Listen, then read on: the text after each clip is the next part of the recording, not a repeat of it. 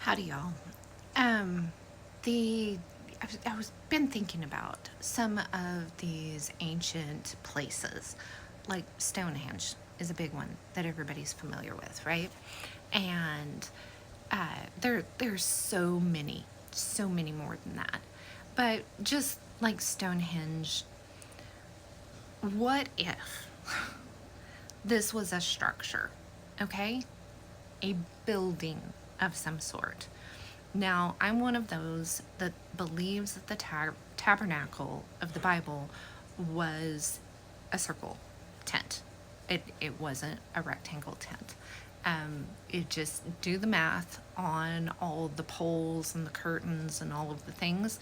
And I've built a model in our homeschool before, and I did it before I realized, and I should have known because I used trigonometry, so it should have clicked with me, but it didn't at the time. And it didn't work in a rectangle. It doesn't work. So I had pieces left over. It didn't work in the measurements and everything.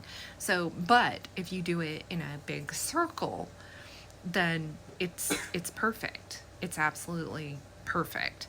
So, what if these big stone circles, and this is just one thing, okay? What if there was wood on them as well? Not just stone, but they had wood parts of the structure. I mean, today we use, if we're going to build like a big structure, you're going to have like steel beams and wood and concrete and all these things, right? It just makes sense. So, what do you think they were going to do? Stone Age people. Okay, they can lift these huge stones, but they couldn't figure out how to add, wood and stuff to it too.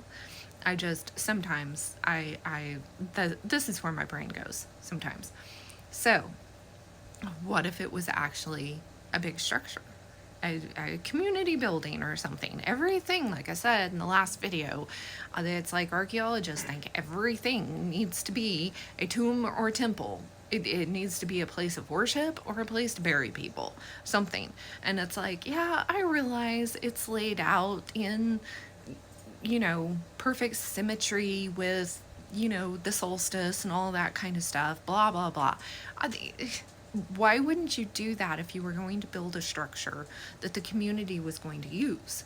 I think big community building, and what are the biggest times of the year if you don't have quote unquote electricity like we think of it today, and you're relying on those kinds of things to know when things are supposed to happen, right?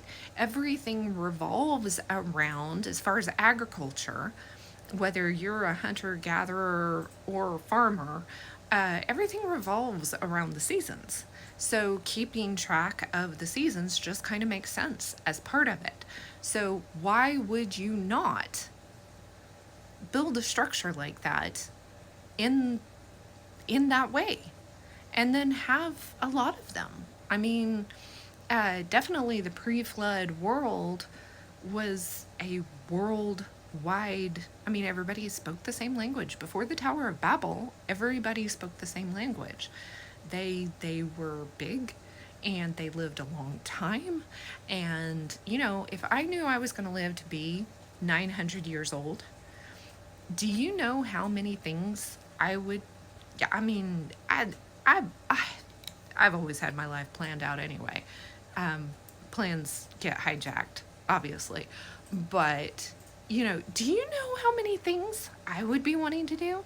And I would love to build our own home. I would love to. I like our 100-year-old house. It's got a lot of character. But I would love to actually be able to build my own. I think that would be so neat. So, if I was going to live to be 900 years old, how many things do you think I would be wanting to accomplish in that time? And try and do, and places to go, and things to see. I mean, just seriously. No, they were just cavemen carrying around their stick and trying to survive from day to day, right? No. No, come on. That makes no sense at all. The only way that Neanderthal really makes sense is the fact that we've got some pieces of our bone structure that grow forever, that never stop growing. So, wouldn't it make sense that the older people would have more prominent features, especially if they're living to be 800 and 900 years old? Just makes sense to me. Anyway, thoughts for the day.